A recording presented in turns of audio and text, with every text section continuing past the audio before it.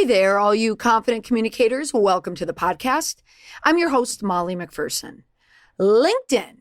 When you hear the word, you think, this is my go-to platform.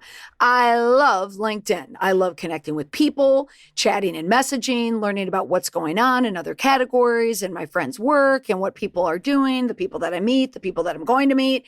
Or are you someone who thinks LinkedIn, ugh, ugh. I get a lump in my gut when I think about it. Too much to keep up with. The people, the jobs, the accolades, the bragging, the LinkedIn. Well, today I will put you in the former category. I was once in the latter, but lately my LinkedIn, it seems, is buzzing. I am on it every day now. I log in and there's someone either messaging me or replying to a post or an article or replying to my comment from someone else's post or article. So let's get you some LinkedIn buzz, shall we? How? Well, keep listening.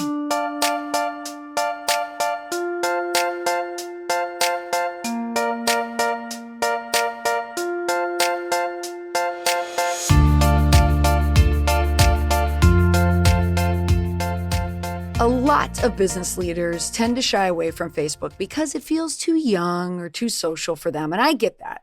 So if we're being honest here, I'll tell you that millennials and Generation Z folks are staying away from Facebook because, let's face it, their parents, that's us, are on it. But there is one place you should pay attention to because the place, LinkedIn, is hopping now. Now, before we get to that information, I want to tell you that this episode is sponsored by the Confident Leader Network, the place for learning how to be an indestructible leader when communicating in the modern age, all from the comfort of your home or office. The online network offers monthly video trainings in one of three categories: communication how-tos, social media, and reputation management, along with workbooks for you non-techies out there who like to print out your work, or you techies who like to work online. And it also offers monthly video calls that you can join live as a cohort, or you can watch the recorded version. I created this network for all the people who I meet when I travel around the country giving talks on these subjects. The one who pull me aside and ask the questions they have no time to research or are too ashamed to ask from a junior staff or a family member. It's a way I can get access to all of you who need the help. So if you go online to Molly McPherson /network or confidentleader.network, and you can join the Confident Leader Network. And the next month's session is on LinkedIn. So listen to today's podcast and then join the network to see what I'm talking about today in action. Joining me on the monthly call this month is Crystal Hicks from Job Talk.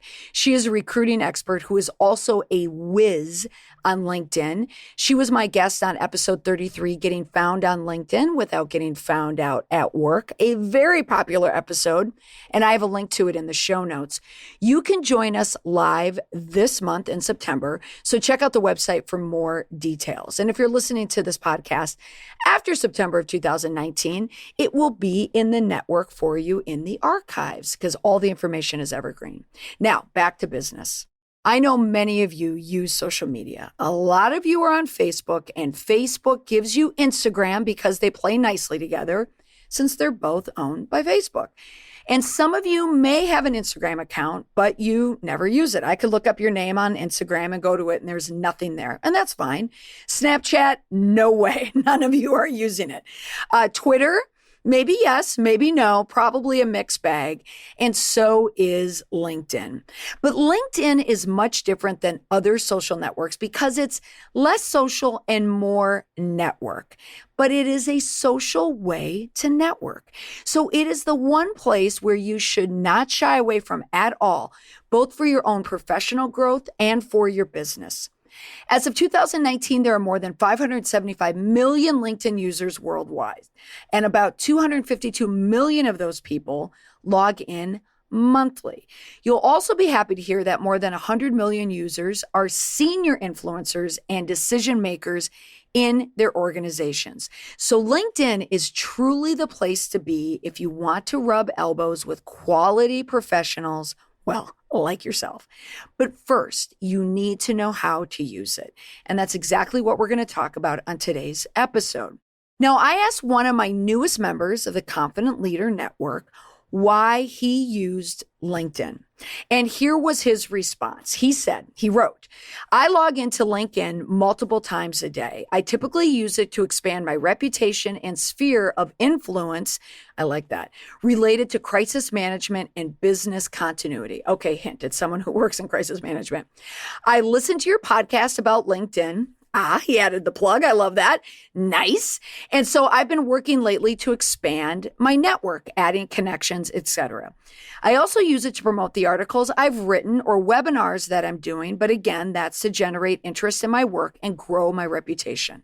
I'm working a lot with one main client, but that contract is ending at the end of this year. So right now, I'm focusing a lot on networking to generate business for 2020. Does that explanation sound familiar? Does it sound like you?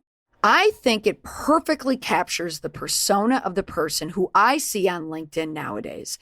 In my opinion, LinkedIn is nowhere near its saturation point. I'd say on the innovation adoption life cycle, we're still at the early majority phase. Innovators and early adopters have been there for a while, but it's still growing. So now is a fertile time to use the site. And I feel like LinkedIn is heating up a lot today. I'm on it more because I post a link about the podcast each week that generates conversations, some more than others. People who comment on my posts will come up more frequently in my newsfeed. That's the AI behind the site, which all social media sites have. The site knows who you engage with most often, and they predict who you are more comfortable chatting with, and then it grows from there. It's kind of like real life. But here's another reason why I noticed the uptick. I've been working on my business cards now for about, 9 or 10 months. I give Chelsea, my graphic designer from Blush House Media, she's wonderful. I give her like a new logo or a blurb or a new photo or something added to my job like once a month. And the result is an ever-changing business card that I never get around to printing. So when I meet people, I tell them that they can find me on LinkedIn. In fact, someone gave me their business card yesterday at lunch, and I said, I got nothing. Because I'm a social media networking whiz, you can find me on LinkedIn. But the truth is, I just don't have my business cards finished yet. But it does make me look like a bit of an early adopter, when the truth is I'm just too lazy to get my cards finished. And it's another way that you can network with people to drive them to your LinkedIn profile. Case in point. Recently, I was on a flight after speaking in Kansas City, and I was seated in 1B. Yes, first class, but only because of my platinum status on Delta. I buy coach, and they upgrade me. And seated next to me was a person in 1A who started to chat. Now, I'm not typically a chatterer on flights. I use my flights to chill, watch binge-worthy television, work, or nap, which I started to do on this particular flight. But 1A was up for a chat, and I was talking all day anyway, so we chatted. And we got to chatting. What do you do? What do I do? Blah, blah, blah, so on and so forth. And then I unveil my superpower, which is to get anyone to tell me anything about their life. And if that was an endorsed skill on LinkedIn, I'd be a super influencer. But anyway, we land in Atlanta, 1A goes off, and I head off to my Boston flight. And as I sit down in 5C, yes, another first class seat, I get a LinkedIn message about doing business together, just from a chat about what we do for work. And all of this from my first name. I don't even think I gave my last name, but just talked about what I did. And it was so simple, I think, just by keywords to find me. That's the power of this social network, or the power of my charming personality on flights. Either way, social media is a great way to connect, and LinkedIn is a great social media tool for connecting about business. The social part only buoys the business, but you can make magic happen for you on LinkedIn. If you need a new job, you need to find another job, or if you're like me and you need to network locally when you work nationally, or vice versa, you need to connect and build your business, or you want to engage professionally, this is the place. And it all starts with the profile. Okay, let's dive into some tips you can implement right away on your LinkedIn profile. First, customize your profile with your name as the URL and with a professional photo. What does it mean with the URL? It means if you sign up to LinkedIn and you have a profile, they're going to give you a default URL with a bunch of nonsense letters in there. You can customize it to your name and get it as close to your name as possible. If someone else has your name, put your maiden name there, put your middle name in there, but some identifier that they know that it's you. Simply go to your profile, click Edit Public Profile, and select Edit URL. And again, make sure the URL is a name that you want to appear when people search you, and click Save. Next, you do want a professional quality photo on your profile. No selfies. Anyone can tell it's a selfie because there'll be a little angle, your arm will be out, your first shoulder, one shoulder will be in front. No selfies, no vacation pics, no wedding pics where you're cut in the middle because you looked really good that day. Take the time to hire a photographer. A photo allows people to see who you are, and that human touch goes a long way. People notice the photos. I always notice who takes the time to take a nice photo or to upload a nice photo. Next, get endorsements for your skills. And this is a nice to have. It's not necessary. You don't have to have it, but it is a nice to have. People will see the endorsements. Now, I have to admit, I never look at them. Hardly ever. It's just if I happen to be scrolling down. But the more endorsements you get, if someone endorses you, that's going to show up in your newsfeed. And if you have a lot of skills, if someone's looking at your profile, especially if you want to be hired, either in a job or as a contractor or for work, people will want to see what kind of skills you have. So it's a good idea to add some of those skills to your LinkedIn profile. And then people will naturally endorse you for those skills, especially if you're looking to make a shift within your own organizations.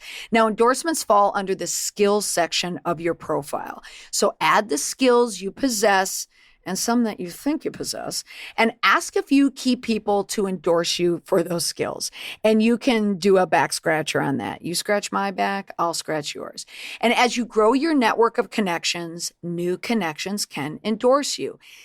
Now, as I said, I'm not really big into endorsements. I just don't have the time for it. But sometimes your post can be even more powerful than an endorsement. Because if you are sharing your own content or someone is commenting on your post or your writing, you know what, folks? That's an endorsement.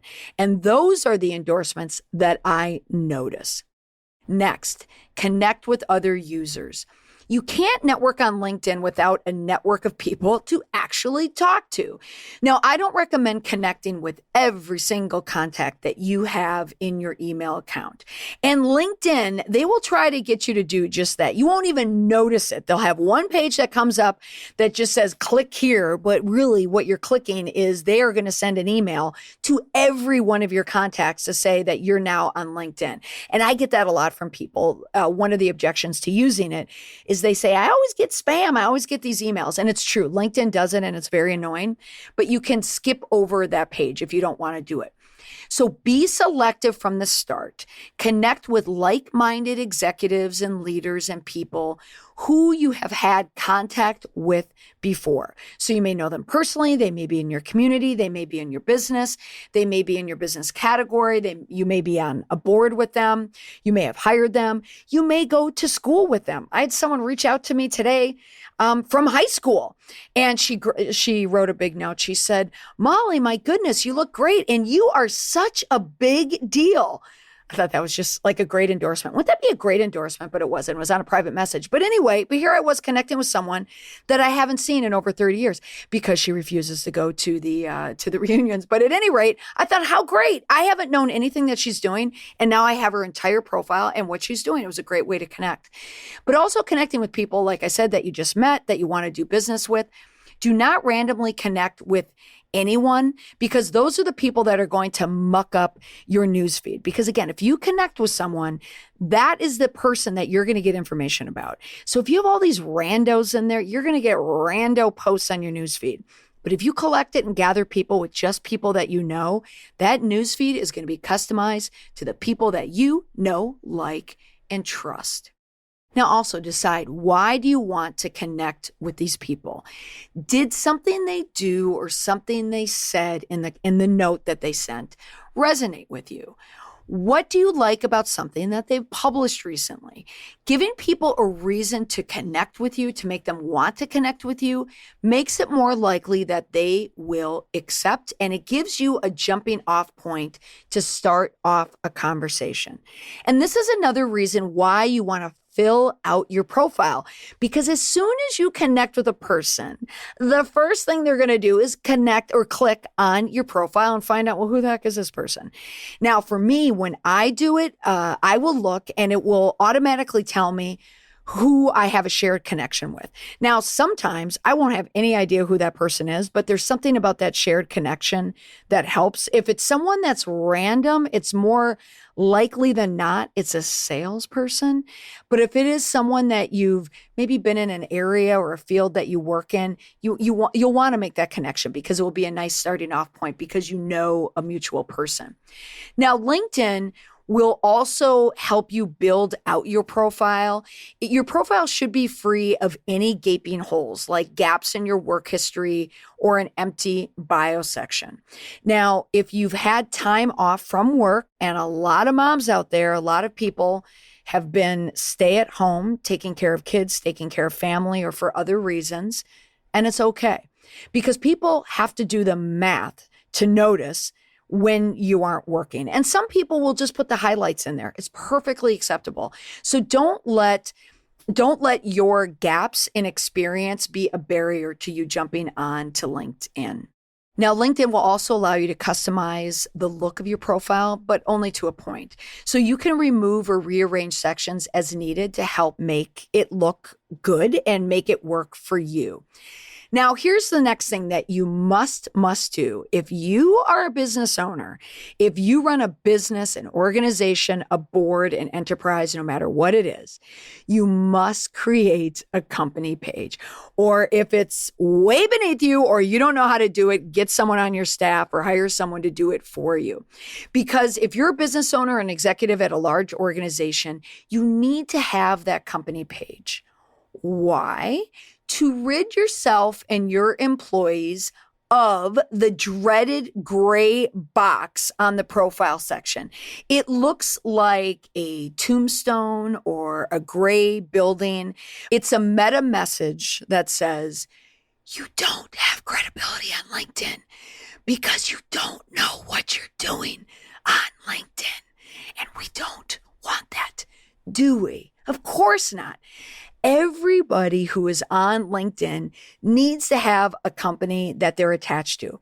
So if you run the company or if you work for the company, make sure that there is a logo that people can seize onto and use.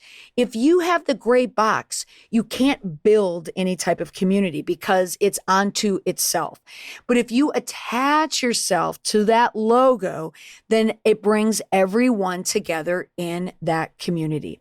Now, you may have a company page, but you might think, I don't have the time to put anything on a company page. You know what? I may be the only person that says this, but I say, you know what? It's okay. It's okay not to put anything on a company page. I don't have anything on a company page because I don't have time to put anything on a company page because everything's on my LinkedIn page. The reason why I have the company page is so I can have my logo. Now, if you do have a bigger company, you do have an enterprise, you have multiple employees, then you do want to have a robust company page that you can build out with articles and post job notices, accolades, promotions, whatever it is. But if you don't have a logo on LinkedIn, then it doesn't give your employees a sense of ownership or pride in ownership of being a part of your business. And if you want to know how to do that, I'm going to show you how to create a company profile page in next month's training on the Confident Leader Network. Next, publish relevant content. So just like any social platform, you need to publish content frequently so you will show up in other people's feeds. Now, relevant content includes articles you or your organization has written, responses to industry-specific content, conversation starters that relate to what you do. Relevant content is not the latest political scandals or puppy pictures, although I love puppy pictures. You want to save those for Facebook if you're even going to do that. And if you're on LinkedIn a lot, like I am, I don't see a lot of that dialogue on there at all, thankfully. Now, what is the difference between a LinkedIn article and a LinkedIn post? So a LinkedIn post has status updates that are limited to 1,300 characters. And again, characters, those aren't letters. Those are letters, spaces, anything that you put in a space. LinkedIn articles, on the other hand, can be up to 125,000 characters in length, which gives you more opportunity to showcase any of your expertise and your knowledge. And writing articles is a great way to show your thought leadership, start conversations, raise the visibility of you, your brand, your platform. And articles also give you the opportunity to post photographs, other types of imagery, GIFs, and also video. Next, interacting with others. The point of social media is to be social. That means you're spending time each week on LinkedIn interacting with others. And there is a flow to how you use social media. And I've noticed that my pattern of social media is that during the day, it's just Twitter and LinkedIn. And Facebook is something I check in at the beginning of the day and end of day. And Instagram, it seems like that's just kind of like my weekend free-for-all type of work. But LinkedIn, that's my go-to Monday through Friday, 9 to 5. So interacting. Do you see an interesting article that a colleague wrote? Go ahead and comment on it. Share it with your own audience. People notice that. And people like it. And people will return the favor in kind. It does happen. Has someone commented on something that you've posted? Respond to that comment. Because again, it's going to create that engagement and other people are going to see the comments. The more you interact with others, the more they'll interact with you and the more your profile and content will pop up in other people's news feeds. Do not be ashamed to post. There are people out there that don't feel comfortable doing it. And if you're someone like me who posts frequently, you may work with people in your organization. In the case of my job, I work with this guy, John. We're the exact same age. And he walked into my training room one day and I was typing away and he said, "Let me guess, you're posting something to LinkedIn." And I said, "Aha, it turns out, John, I am." And we had a laugh about it. But I was telling him, I said, "Hey, you're a consultant. There is power in LinkedIn." And sure enough, John is starting to post a little bit more. And the reason why I know this is because I'm seeing what he's posting out there. So it's good to get that interaction. What you do not want to do, or just don't do it if you connect with me, is sell. On other podcasts, or if you read articles, you may hear all about the power of the sale on LinkedIn. But please do not connect with me and then message me if you're going to sell me. This spam has changed the way that I connect with people. I guess in a good way. I used to connect with pretty much anyone who would connect with me if they were in a shared business or we had a shared connection. But then all of a sudden I noticed that I was getting all this spam. And I was getting spam from people that there wasn't a mutual connection. So the first thing I did is I stopped connecting with people that didn't write a note to me, connecting me or telling me why we need to be connected, or we didn't have a mutual connection. And in some cases, we had a lot of mutual connections, but I realized it was just a salesperson going through people. Nothing drives me more crazy on LinkedIn is when you connect to someone, and then the first time that they want to connect you, it's through a direct message, and it's a sales pitch. The quickest way to get ghosted by me is to sell me on LinkedIn. In my world, people really, really, really do not like spam from salespeople. Sell in the newsfeed, but no bait and switch in the messages. For me, again, I just ghost those people because I feel guilty like dumping them. I don't know, it's a Catholic thing. So the solution, that's it. That's it for using LinkedIn. Really. Create a profile or add to your profile, update your profile. post, engage, and publish. That's it. The benefits, you will connect with people who will help your business. You will meet people in person and you will extend that relationship online on LinkedIn. You will build your influence, I promise. Now, some of the objections out there, I know. I have no time. What's the use? I don't understand it. I don't need it. I hate getting all the emails. I've heard them all. But you know what? If you have a business card in your wallet right now, or in your bag, or in your purse, somewhere in your possession, that means you're already networking, but you're networking old school. Present company and host not included, since I'm too lazy to get my business cards printed. But you get the drift of what I'm saying. LinkedIn is the new business card. So get on it. Now, next steps. Take the time to build your profile. Really doesn't take that long. And if you really don't want to do it, you can hand it off to someone else, give them your password, and then change your password. And then sit and watch. Stalk if you must, but watch what people are talking about online. Then find your opening and jump in. How do you jump in? Just like a post. Then love a post. Then congratulate someone with the hand clap emoji. People will get notified and see that you are engaging with them. It's a soft shoe approach that works. The bolder steps, post something in your newsfeed. Write an article is even bigger. Hit publish and people, I promise you, will be impressed that you're writing. Still no? Still no way? If you've made it this far in the episode, then I will tell you to join today's sponsor of the podcast, the Confident Leader Network, and I will walk you through the steps to get started on LinkedIn. So that's all for this week. Thank you for listening. I look forward to communicating with you next week. Bye for now.